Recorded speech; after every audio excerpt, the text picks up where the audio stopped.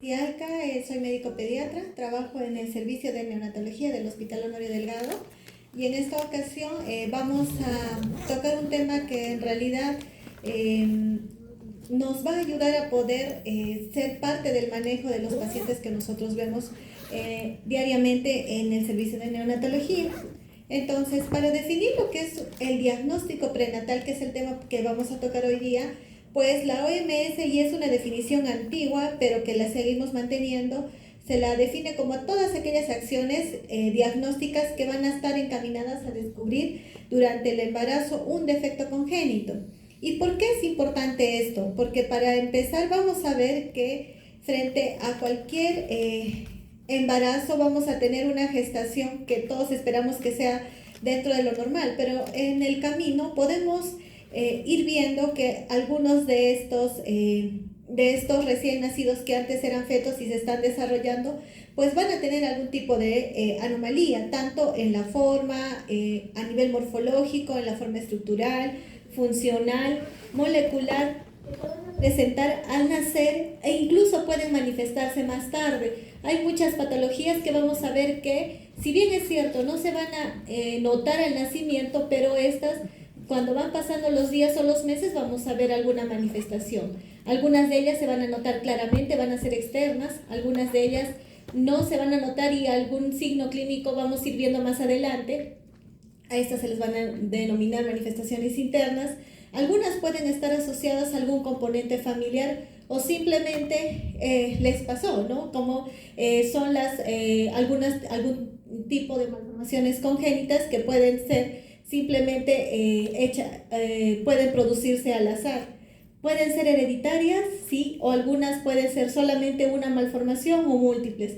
Como ven, este tipo de definición va a enrollar varias anomalías que pueden darse desde el inicio del embarazo hasta el final, que pueden presentarse al nacer o después y que puede ser una o varias, o puede ser solamente asociada a algún antecedente de importancia, ya sea familiar o hereditario, o que nunca hubo y se denomina innovo, porque prácticamente no hay ningún antecedente y cuando nace el recién nacido nos vamos a dar cuenta de esto. Entonces, cualquier actuación que nosotros vamos a encaminar a la identificación de un defecto congénito se va a denominar diagnóstico prenatal. Miren ustedes que estas siglas que ustedes ven son de acuerdo a cada, digamos, continente en que ha tratado de poder tener un protocolo en el cual ven qué tipos de estudios son los que nos van a ayudar a poder identificar esto. Más o menos se ha visto que hay 1.7 millones de nacimientos al año y en estos estudios lo que han hecho es esto, por ejemplo, ¿no? Con estos protocolos que los vamos a ir desglosando, han visto, por ejemplo, en que de 358.396 casos de anomalías congénitas, en este periodo de tiempo han encontrado 95 defectos, algunos asociados a cromosomopatías y algunas de ellas donde ha sido la alteración congénita a nivel cardíaco, o algunas que simplemente han tenido que hacer más estudios, sobre todo a nivel genético, que nos van a poder identificar la asociación con algún mal congénito estructural principalmente, y ya les voy explicando a qué se debe. Entonces, ¿cuál es el objetivo de hacer este diagnóstico prenatal? Lo más importante es diagnosticar a tiempo. ¿Por qué? Porque un posible defecto congénito nos va a ayudar, que si yo lo hago a tiempo, entonces puedo dar un manejo adecuado a tiempo. Y también, si es que yo lo voy a confirmar, esto me va a ayudar a saber qué tipo de recién nacido voy a reducir. Y otra cosa muy importante es reducir la ansiedad materna durante el resto de la gestación. Y algo que también es importante y lo hemos señalado acá en mayúscula es el pronóstico. Porque es importante que nosotros podamos determinar cuáles son las diferentes alteraciones congénitas.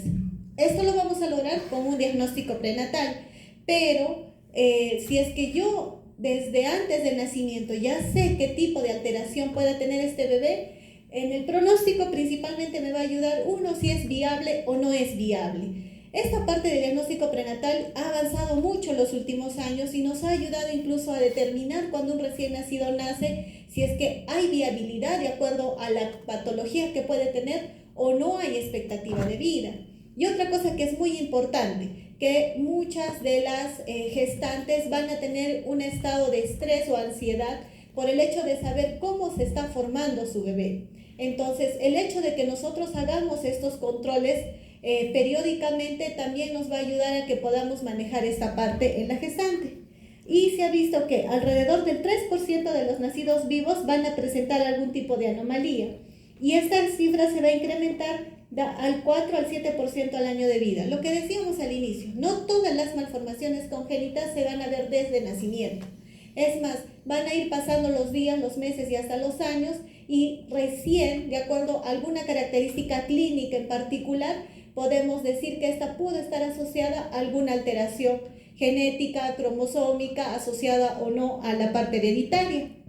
Entonces, cuando yo voy a indicar el hecho de hacer un diagnóstico o un control prenatal que me ayude a determinar estos defectos congénitos, en todas aquellas gestantes que tengamos edad materna avanzada. Más allá de 35 años es un factor de riesgo para que aumente la probabilidad de tener un mal congénito en este feto al momento del nacimiento. El hecho de que tengamos un bebé o un hijo previo con una anomalía cromosómica de novo. ¿Qué va a pasar? Hay algunas gestantes que no necesariamente tienen edad mayor a 35, o sea, son jóvenes, pero que han tenido algún antecedente de pérdidas, por ejemplo.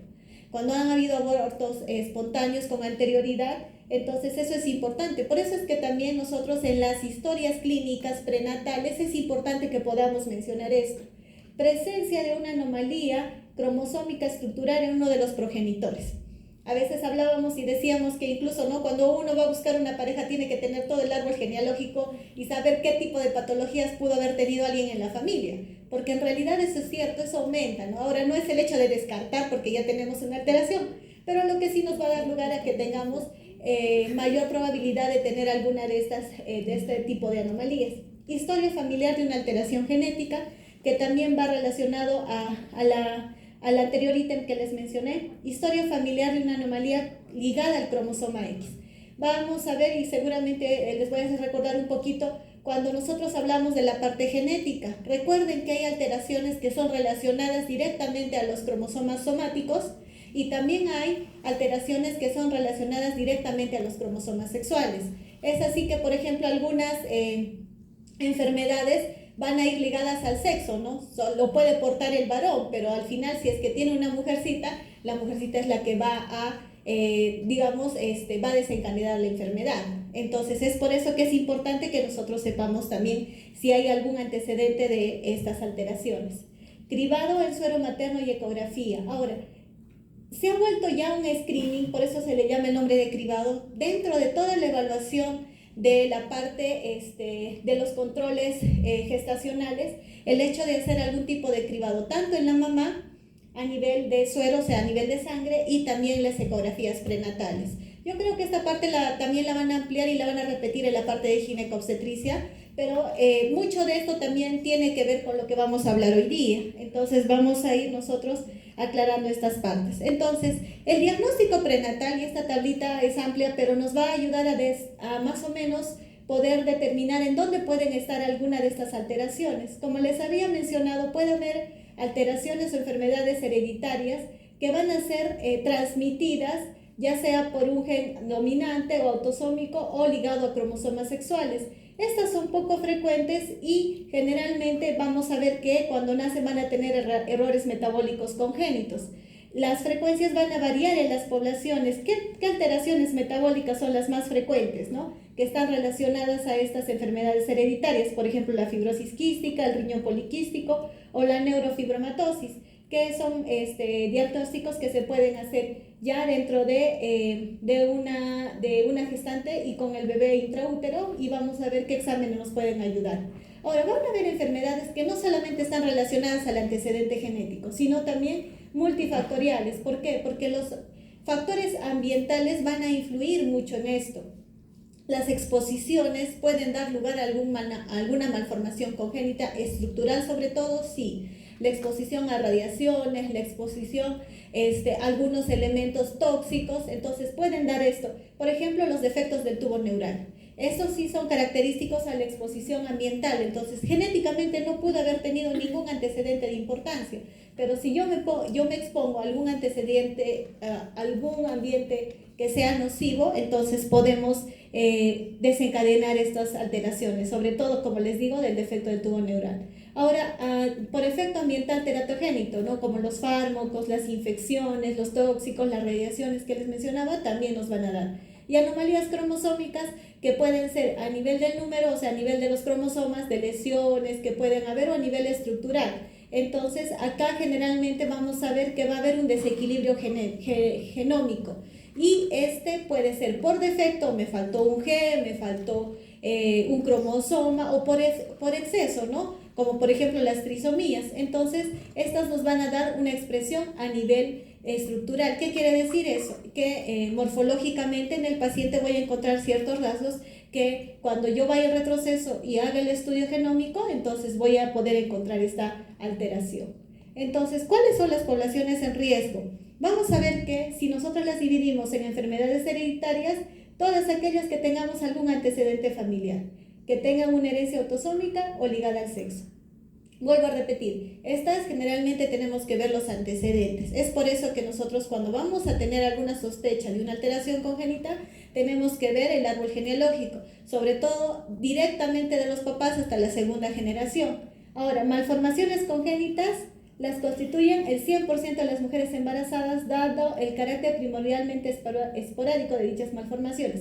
¿Qué quiere decir esto? Que nadie está libre de que su bebé nazca con alguna alteración congénita. No necesariamente va a ser ligado a cromosomas, no necesariamente va a ser ligado al sexo, pero sí pudieran tener algún componente extra, por ejemplo, como les dije, factores ambientales o simplemente de novo.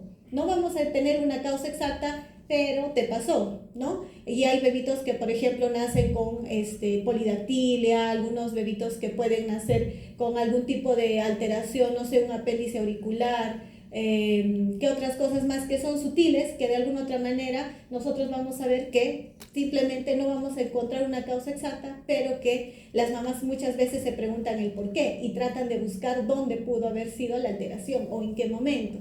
Y eso es difícil a veces de poder confirmarlo. Y las cromosomopatías, que estas sí las vamos a poder estudiar más a nivel genético, que ahora también ya nos está ayudando la parte genética para que podamos nosotros determinarlas. Entonces, acá vamos a ver entre las cromosomopatías factores de riesgo preconcepcionales, antecedentes tanto familiares como personales, y de riesgo intragestacionales. Dentro de la gestación, exposiciones sobre todo. Listo. Entonces, para ya ahondar acerca de los métodos, es importante saber que estos métodos que nosotros vamos a tener van a ser tanto invasivos como no invasivos, y dentro de ellos vamos a tener acá las pruebas invasivas que son más utilizadas. Es la amniocentesis, la biopsia de las vellosidades coriónicas, la cordocentesis y el diagnóstico genético preimplantacional. Estos lo vamos a ir viendo a medida que vayamos tocando el tema. Y las pruebas no invasivas, que son pruebas generalmente a nivel de suero y sanguíneas, que lo que nos vamos a fijar es que vamos a estudiar ciertos tipos de moléculas o componentes bioquímicos tanto en el suero materno y en el amnios, que nos van a dar lugar a que nosotros podamos ver si es que están alteradas, ya sea elevadas o disminuidas, con qué puede estar relacionado, con qué alteración. Por ejemplo, dentro de las pruebas no invasivas, uno de los componentes que más vamos a estudiar es esta alfa-fetoproteína. Estudios de detección en el suero materno van a hacerse principalmente durante los primeros trimestres, tanto el primer y segundo trimestre es donde se hace este estudio a nivel de suero materno. Otro estudio que es muy importante y que de repente yo lo tendría como prioridad es la ecografía, porque te va a ayudar incluso con las pruebas invasivas. Tú quieres hacer una amniocentesis, te tienes que ayudar de una guía ecográfica. Tú quieres hacer una biopsia de las vellosidades, la ecografía también te va a ayudar. Y de por sí la ecografía sola también nos va a ayudar en la parte morfológica. Y les voy a ir explicando cómo es que ha ido aumentando la utilidad de la ecografía para poder determinar ciertas características en el feto que nos van a ayudar para poder asociarlos a alguna alteración cromosómica o estructural. Y el aislamiento de células fetales a partir de la circulación materna, que también es otro de los estudios no invasivos que se está haciendo para que podamos determinar. Entonces, vayamos una por una. Las pruebas invasivas, habíamos mencionado la amniocentesis. Entonces, la amniocentesis vamos a ver que es un procedimiento en donde vamos a introducir una aguja, esto es la barriguita de la mamá, en el abdomen y donde vamos a llegar al amnios. Ven ustedes, esto es justamente el transductor del ecógrafo y por aquí vamos a ir fijándonos que estemos en el lugar correcto y lo que vamos a hacer es extraer una muestra de este líquido amniótico vía transabdominal o también se puede hacer vía transcervical y lo que hacemos es tomar de allí una adecuada cantidad entre 2 a 3 mililitros y lo vamos a mandar a analizar. Esta prueba generalmente la hacemos entre las 15 y las 16 semanas desde el primer día del último periodo menstrual.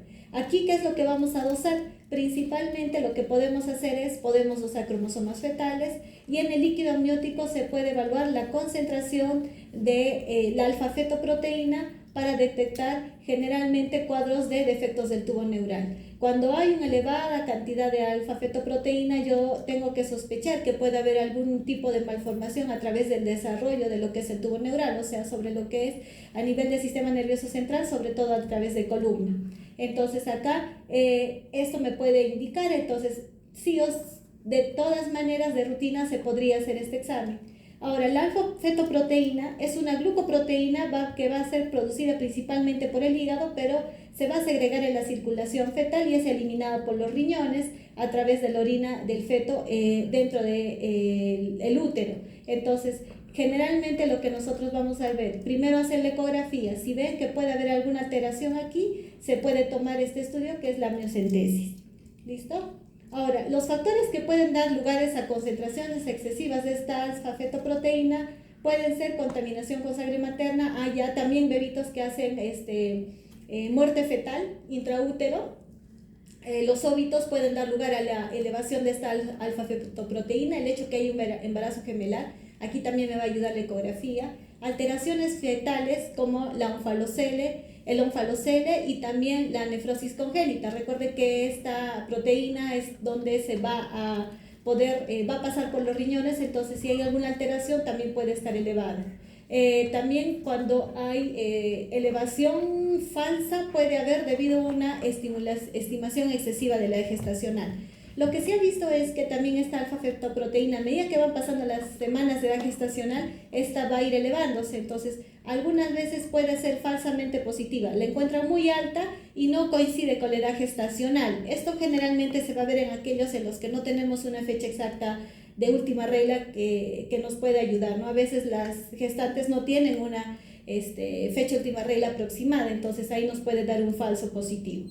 Entonces vamos a ver que esta es una de las principales proteínas que vamos a poder dosar a partir de las 14 semanas de gestación y nos va a ayudar sobre todo para hacer diagnóstico o descarte de defectos del tubo neural.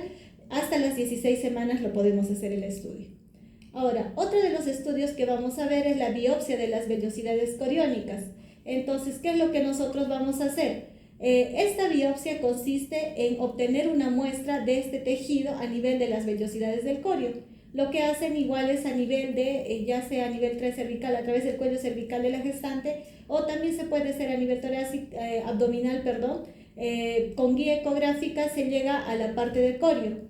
Y lo que se hace en aquí es a través de una punta de catéter, se va a extraer una pequeña porción y lo que se manda es analizar justamente lo que se va a extraer.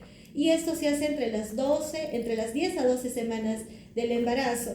Estas vellosidades van a proceder del trofoblasto. Entonces lo que nosotros vamos a hacer en esta parte es que vamos a tratar de ver la parte del citotrofoblasto y una capa del citotrofoblasto. ¿Y para qué me va a ayudar? Principalmente para ver alteraciones o alguna alteración que pueda haber a nivel de los cromosomas.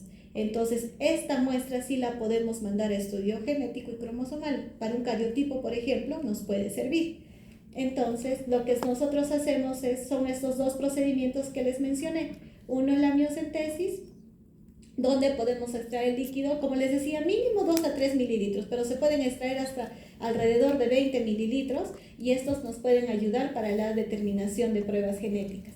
Y la ecografía nos va a ayudar durante el procedimiento.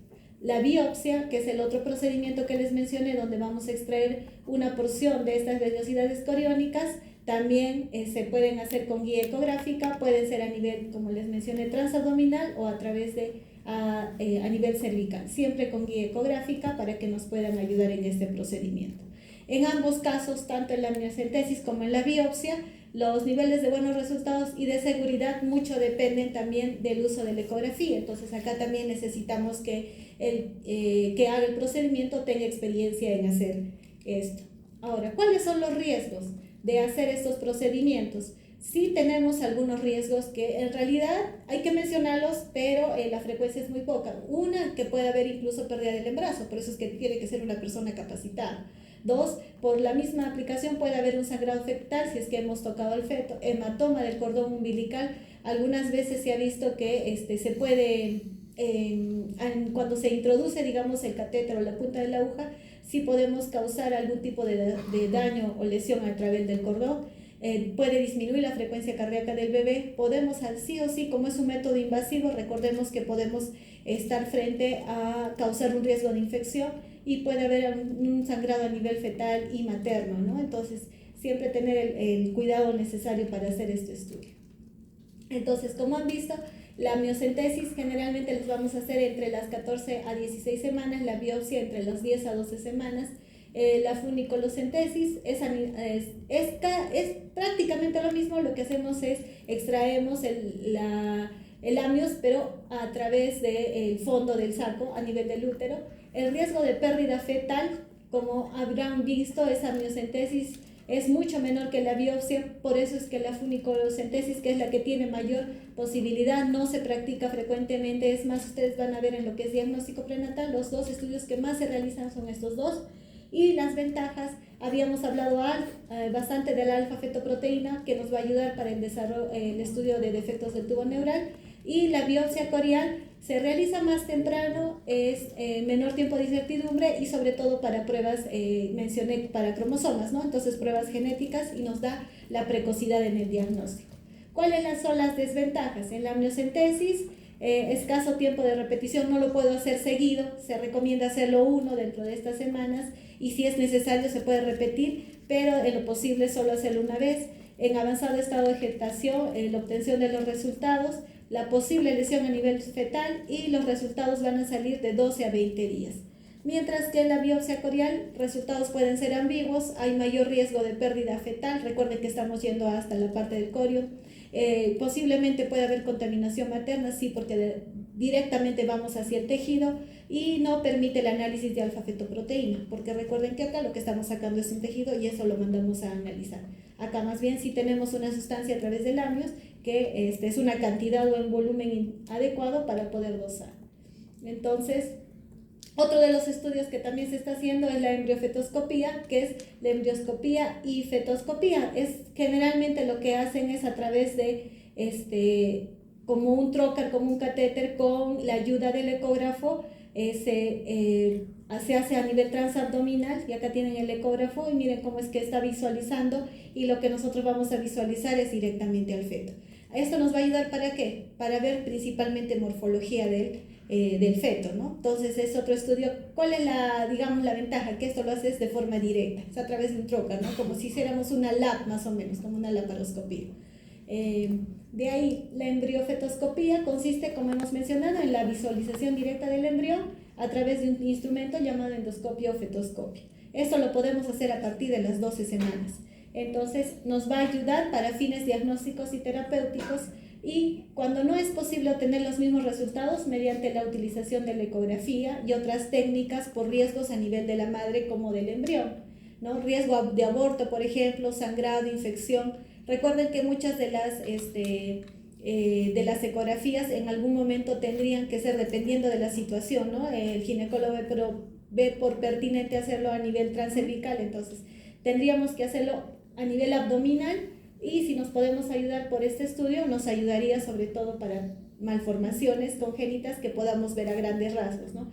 Problemas de sensibilización por incompatibilidades paternas, RH, en este caso también nos pueden ayudar. Peor, en ruptura prematura de membranas, tratamos de no tocar el abdomen, mucho menos a nivel cervical. Entonces, por ahí nos podría ayudar este examen. Fines diagnósticos, principalmente determinar malformaciones congénitas y enfermedades hereditarias, porque visualizamos de manera externa directamente. Por ejemplo, la genodermatosis, ¿no? Que son alteraciones en la piel, visualización de algunas anomalías externas durante el estudio ecográfico en fases precoces de la enfermedad, de la gestación. Fines terapéuticos, la fetoscopía, que es el último estudio que hemos mencionado, nos ayuda a ver a nivel de intervenciones a nivel del feto, del cordón umbilical, placentomembranas, porque yo voy visualizando y voy pudiendo ver las alteraciones que puedan haber, tanto a nivel de los fetitos, incluso puedo ver si hay uno, si hay dos, si hay alteraciones a nivel de lo que son los vasos umbilicales. Entonces ahí nos pueden ayudar para ver directamente tipo de alteraciones como estas. Además, miren cómo es que también podemos ver bandas amnióticas que muchas veces incluso pueden dar lugar a que los fetos se puedan ir enredando hasta ahorcándose, ¿no? Entonces ahí nos van a dar lugar a que podamos observar estas cosas. Tratamiento de ruptura prematura de membranas, sí, porque por ahí también se ha podido aplicar tratamiento antibiótico. Claro que no es una cosa usual, pero en algunos casos sí se ha hecho oclusiones traqueales para tratamientos de hernias congénitas diafragmáticas. O sea, ¿qué quiere decir? Que por acá también se ha podido no solamente diagnosticar, sino dar tratamiento. Teratomas acrococcígeos, tratamientos de corioangiomas placentarios. Principalmente en estos tipos de patologías es donde se ha podido hacer a través de esta fetoscopía el tratamiento en estos pacientes. En estos momentos la principal aplicación de esta tecnología es con fines terapéuticos para el tratamiento de síndrome de transfusión feto-fetal. ¿Qué pasa acá? Generalmente hay un feto 1 que es el que va a salir más beneficiado y es como que se absorbe toda la sangre a través de la placenta y el otro fetito es el que puede salir perdiendo. Entonces, a través de este estudio no solamente podemos visualizar eso, sino que podemos dar tratamiento y lo que se hace es se trata de ligar donde hay, digamos, mayor flujo sanguíneo a través de un feto y se trata de que también se le pueda dar el mismo volumen y el mismo flujo al otro feto. Y esta similitud en los flujos también se puede evaluar a través de un ecodoppler o un doppler a nivel ecográfico que nos puede dar lugar a que sepamos que en los dos fetos se está viendo el mismo flujo sanguíneo. Entonces ahí también nos puede ayudar como un tratamiento. Las pruebas no invasivas de efectos del tubo neural, como hemos mencionado, a la cabeza estaba la alfa-fetoproteína, que una vez más mencionaremos, y también para prevenir los defectos. ¿Por qué? Porque lo que vamos a hacer es que si yo voy a tener una alteración o una elevación de la alfa-fetoproteína, puedo sospechar que hay defectos del tubo neural y cuál sería mi tratamiento, por lo menos mi recomendación para la mamá, el inicio de ácido fólico, porque probablemente podría yo disminuir este riesgo con darle el tratamiento. Entonces, por eso es que es parte de la evaluación de la gestante y el manejo a nivel de los primeros trimestres como tratamiento del ácido fólico. Ahora, ¿por qué también es importante estas pruebas no invasivas? En el síndrome de Down vamos a ver que esta alfa-fetoproteína también nos va a ayudar a nivel de las 11 a 13 semanas y aquí también vamos a ver elevado, pero también vamos a ver otras características que a nivel de ecografía nos van a ayudar para poder yo sospechar que este paciente pueda tener una trisomía, sobre todo un fenotipo o un síndrome de Down. Entonces acá, por ejemplo, durante el primer trimestre lo que nosotros vamos a hacer es evaluar el grosor del espacio transnucal, se llama, entre la piel y los tejidos blandos a nivel de lo que es la columna cervical, lo que nosotros denominamos translucencia nucal. ¿Qué es lo que hacemos con la translucencia nucal? Generalmente va a ser una medición acerca de la parte cervical a nivel del cuello, pero en la parte posterior del feto. Entonces, ¿qué hacemos aquí? La detección a nivel de lo que nosotros vamos a ver es cómo es que está formado, si es que está regular o irregular, y acompañado de eso, ahorita les voy a mostrar una imagen que se ha ido después de esto, creo que está, vamos a ver a través de no solamente la translucencia, sino también la alfa-fetoproteína que puede estar elevada y también la beta-HCG libre y el estriol no conjugado, que son exámenes adicionales que se van a hacer laboratorialmente para poder asociar y aumentar la posibilidad de que este fetito pudiera tener este fenotipo Down. Ahora, otra sustancia que también se está estudiando es la inhibina A, que es parte de las pruebas. Entonces, tú a medida que vas evaluando al paciente, tú vas viendo si necesitas algún estudio más que te pueda ayudar a poder confirmar tu diagnóstico. Entonces, todas esas sustancias van a estar disminuidas, en el caso de las que he mencionado, van a estar disminuidas debajo de su rango normal en todas las trisomías. con excepción de la beta-HCG libre, que está elevada en la trisomía 21, pero reducida en las demás trisomías. La inhibina también, esta va a estar elevada en la trisomía 21, pero no va a mostrar modificaciones en otras trisomías. Entonces, si yo encuentro esto elevado y esto disminuido, entonces yo pienso que más una translucencia nucal engrosada, entonces puedo sospechar que este bebito puede tener ya un fenotipo Down. Entonces, como les mencioné, nosotros no solamente nos vamos a guiar en un estudio ecográfico, sino también vamos a asociar a algún tipo de marcadores bioquímicos que nos van a ayudar. A la cabeza, la alfa-fetoproteína, la beta-HCG que habíamos mencionado y la inhibina. Y cómo es que a nivel de, yo voy descartando cualquier tipo de malformación, por ejemplo una trisomía 21, 18, 13 o defecto del tubo neural, cómo es que es la alteración a nivel de estos componentes bioquímicos pudieran estar alterados. La translucencia nucal es uno de los signos ecográficos que nos van a ayudar durante el primer trimestre y voy haciendo el seguimiento hasta el segundo trimestre del embarazo. Entonces, la ecografía, vamos a ver, como les había mencionado al inicio, nos va a ayudar en todo momento, porque no solamente nos va a ayudar a ver la edad fetal, si es que hay uno o más fetos, y la viabilidad, si es que está vivo o no, sino también alteraciones morfológicas específicas. Y van a haber varias alteraciones que son detectables mediante esta ecografía. Entonces, la ecografía las podemos hacer desde las 10 hasta las 14, con la translucencia nucal que les había mencionado y la valoración anatómica fetal, que nos va a ayudar a ver defectos mayores. De las 18 a las 22 semanas, para ver cromosomopatías, igual la parte anatómica, y la tridimensional, que es la última que vemos, es la que se está utilizando ahora, está en boga, porque hasta prácticamente ya les toman las fotitos a los bebés. Vemos la evaluación del esqueleto, de la forma de la carita, vemos el peso, cómo están las características de la placenta. También igual acá confirmamos si hay otras anomalías. Entonces, como se van a dar cuenta, desde el primer, segundo y hasta el tercer trimestre tenemos formas en cómo poder nosotros determinar algún tipo de alteración y sobre todo la severidad. Entonces, vamos a ver alteraciones a nivel del cráneo, que una de las que les había mencionado es el defecto del tubo neural, que en donde vamos a ver que lo que nos va a dar lugar es que tengamos un cráneo que no se va a desarrollar bien, y también a nivel de la columna. Entonces, en este caso, por ejemplo, son bebitos que van a estar con polidramios. Vamos haciendo la evaluación morfológica en el último trimestre, vamos a ver ausencia de cráneo, incluso se ven que las órbitas están más saliditas, más resaltadas, las órbitas van a estar prominentes, y vamos a ver que en algunos casos incluso no vamos a ver tejido encefálico. Entonces, 100% se van a poder detectar en el primer trimestre a partir de las 10 a 12 semanas. Entonces ya las podemos, a nivel ecográfico ya podemos ver alteraciones del tubo neural. Esta es la translucencia nucal, acá se ve mucho mejor lo que les había mencionado, porque cuando lo consideramos normal, cuando vamos a ver un grosor menor a 3 milímetros, que es bien delgadito, es homogénea y es lineal, y el espacio translúcido es econegativo. Esto lo vamos a manejar con el ecodoppler. Pero ¿qué va a pasar si es que nosotros vemos o cuando consideramos que está alterado?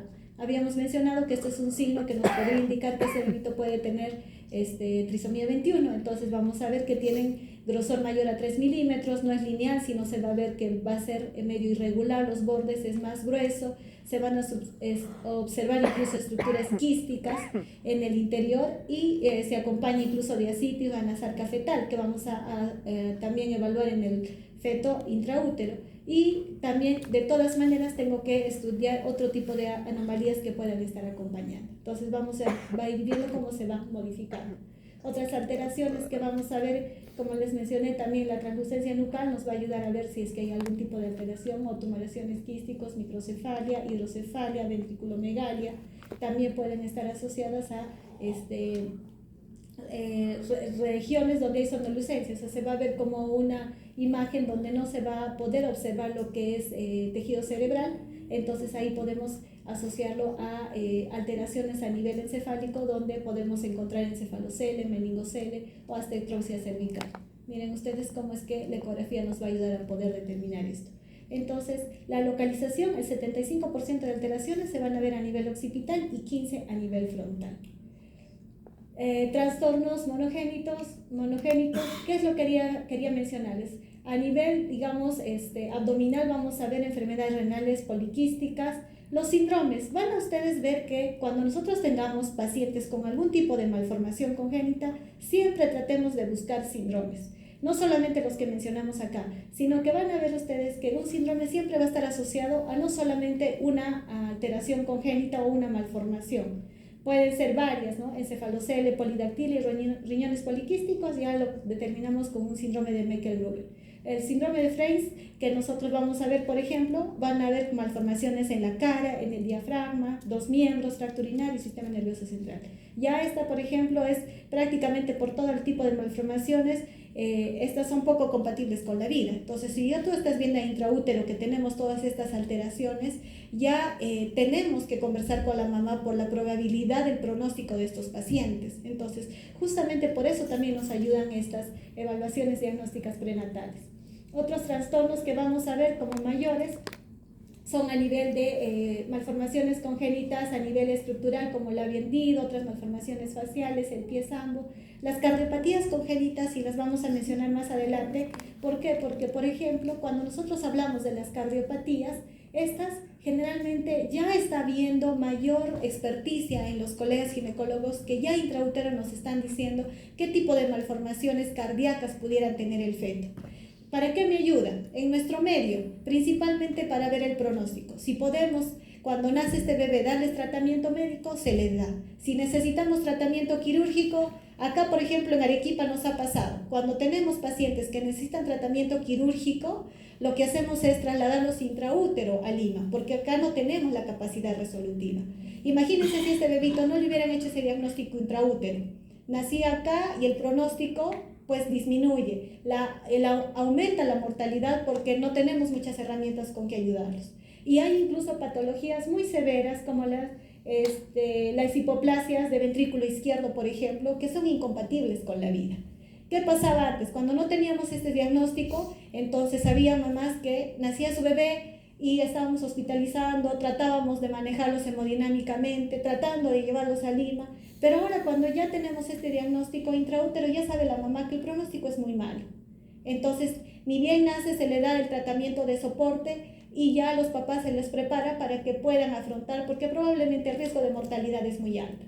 Entonces, para eso nos va a ayudar. ¿Listo? Determinación del sexo fetal es lo más frecuente que hemos visto, ¿no? Que ya esta es una de las principales características que nos va a ayudar la ecografía, pero también nos va a ayudar a ver si hay genitales anómalos, si hay un falocele. Esto es importante también, porque también nos ayuda a determinar el tratamiento quirúrgico de estos bebés.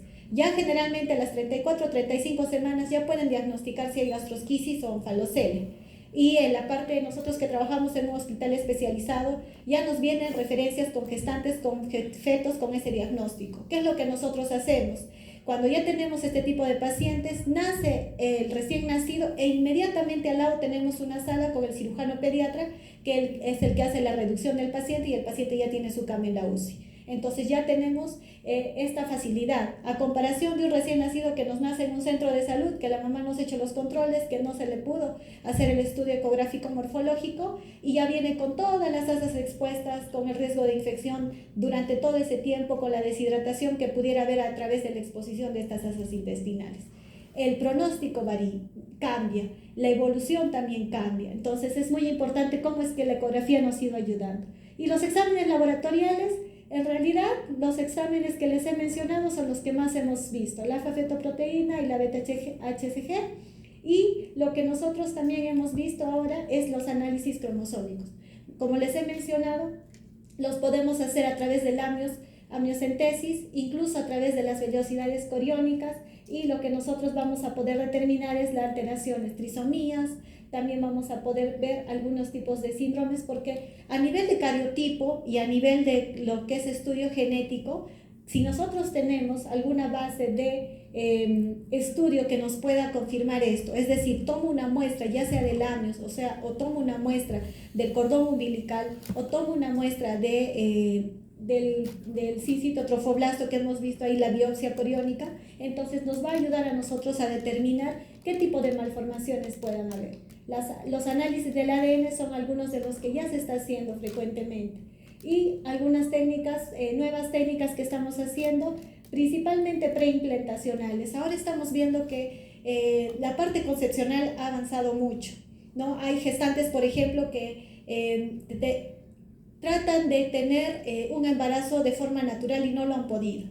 entonces ya hay tratamientos que les van a ayudar a concebir. Es más, cuando tienen, por ejemplo, un donante, ya se hace estudios genéticos en los donantes, y no solamente en los donantes, sino en el embrión, en lo que ya se está tratando de hacer la implantación. Entonces ahí también ya le hacen estudios, entonces las mamás ya pueden escoger, ¿no? Y escogen si quieren que su hijito, no sé, pues sea de raza blanca, si sea morena, que sea alto, que sea bajo, ¿no?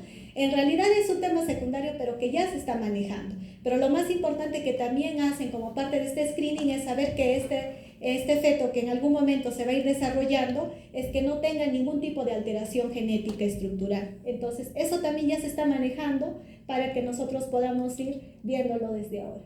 La sangre materna también nos ha ayudado para ver algunos marcadores bioquímicos. Principalmente estos van a ir asociados a los defectos que ya hemos mencionado. Trisomías, las más frecuentes, 13, 18 y 21, son las más estudiadas y son las que nosotros tenemos mayor posibilidad de que podamos diagnosticarlas a nivel intraútero. Las malformaciones del defecto del tubo neural, que vuelvo a mencionarles, y esto es un resumen para ver los marcadores bioquímicos que también los estamos manejando ahora.